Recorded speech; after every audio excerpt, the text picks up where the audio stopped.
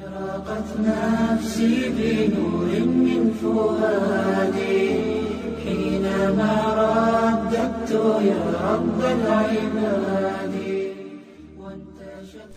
We have here the word Al-Madina, which means city. And you know that the three base letters for this particular word is the Mim, the Dal, and the Noon. The rest are extra letters that are added. Al of Ta'rif, the definiteness, the Mim, the Dal, and then the Ya is extra, and the Ta Marbuta is extra.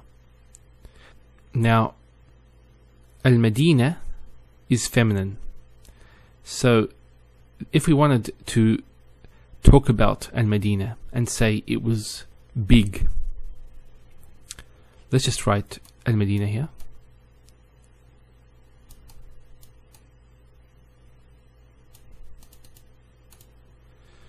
Okay, Al-Madina 2. It's marfu' because it's the mubtada. Remember? And we won't say it's big. The Medina is large or big.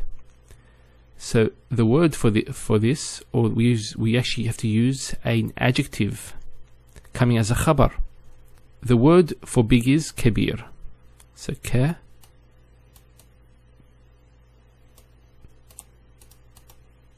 kabir. Now kabir is masculine. So to make it feminine, we add a ta marbuta.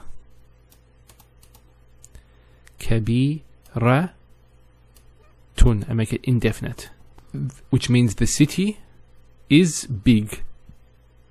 Okay, next word is, it's a very common word that most people know. It means car, sayara. Now there might be people out there that might not know how it's actually derived. We have the verb sara,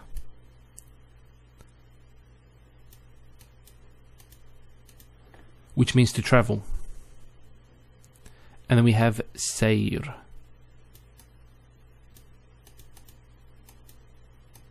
which means traveling. It's derived from this particular word. But how do we get from this word to this word here? And we'll talk about that briefly. This is on a particular pattern, which is called sigha mubalagha. These are intensive nouns. They're similar to the active participle, ism fa'il, but they denote the act being done in the most intense way. The pattern is the following. It's fa'al. You'll notice that some of the names, the beautiful names of Allah subhanahu wa ta'ala, are on this particular pattern, fa'al.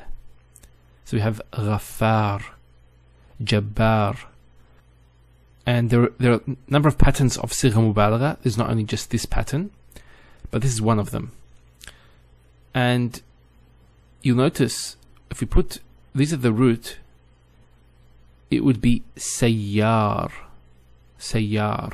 Sayyar, we could like, if let's just write that down.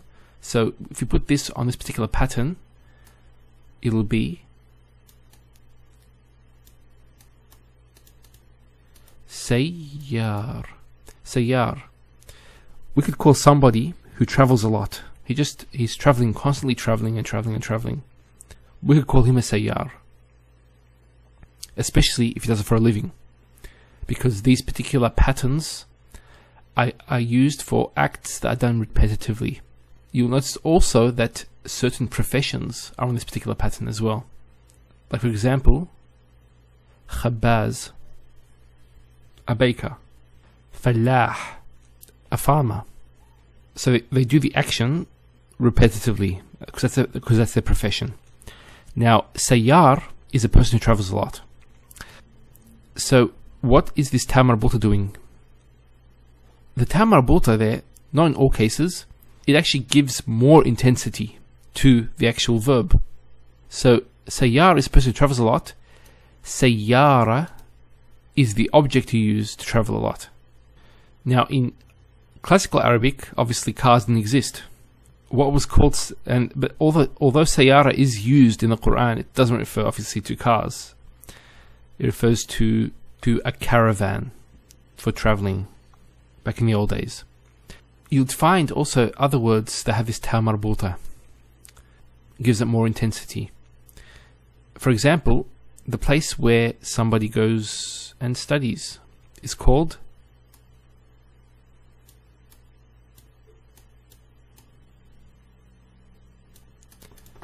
madrasa. So you have the ta marbuta also. And also maktaba. So if you remember, maktab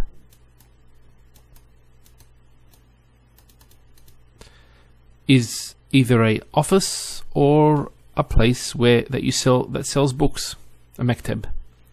But if you say maktaba, that refers to a place where there's even more books and more writings. So that's why the ta marbuta was there. But this is not always the case. So don't take this as a definite rule. Next we have the noun matbakh. Matbakh is a kitchen. And it's a place where this takes place. The actual verb is tabakha.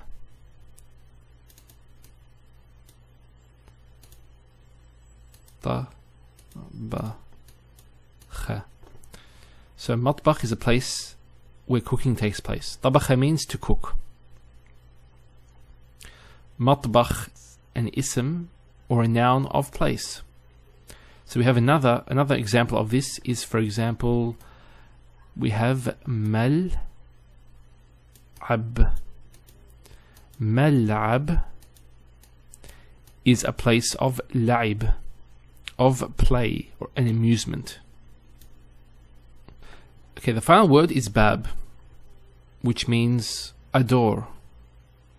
Now, technically speaking, it doesn't mean a door, but it actually means the opening to another room. This opening. This is called bab. And that's why the Qur'an uses the word. When the Qur'an uses the word bab, it doesn't mean a door. Although in modern standard Arabic, we call it a door. But actually, it means the actual opening. So this opening is the bab, and by closing it with the actual door, we've closed the bab. We're not closing this, we're closing the actual opening. So that's bab. And the root of this, the ba, a waw and a ba. Now why waw when you have an alif here? We'll explain all this in the sarf lessons when we get to more advanced sarf. Just one point to note, if you remember this particular pattern, fa'al, and we said it refers to professions. If we put this particular root, the ba, waw, ba, on this particular pattern of fa'al, we get bawab.